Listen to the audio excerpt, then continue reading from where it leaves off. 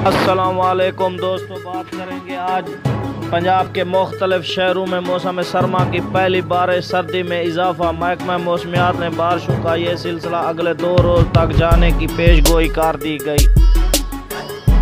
इससे पहले चैनल पर पहली मरतबा विजिट कर रहे हैं तो चैनल को सब्सक्राइब करें और बेल आइकन घंटी के निशान को दबाएं ताकि आपको हर आने वाली नई वीडियो वक्त पर मिलती रहे। सुबह पंजाब के मुख्तलिफ शहरों में मौसम सरमा पहली बारिश, सर्दी में इजाफा हो गया। तफसील के मुताबिक पंजाब के मुख्तलिफ शहरों में जिनमें फैसलाबाद, लोधरा, कबीरवाला, टोबा टैक्स और दीगर शामिल हैं, वहाँ मौसम सरमा की पहली बारिश रिकॉर्ड की गई, जिसके साथ सुबह भर में सर्दी की शिद्दत में शदीद इजाफा हो गया। इस तरह सुबह बलूचिस्तान के दारुल हुकूमत क्वेटा समेत सूबे के शुमाली इलाकों में बारिश हुई। महकमा मौसमियात के मुताबिक मगरबी हवाओं का सिस्टम शुमाली इलाके मगरबी में दाखिल हो गया। इसके बाद इलाके में गहरे बादल छा गए। दोस्तों, हमें दीजिएगा इजाज़त नेक्स्ट वीडियो के साथ। अल्लाह हाफिज़।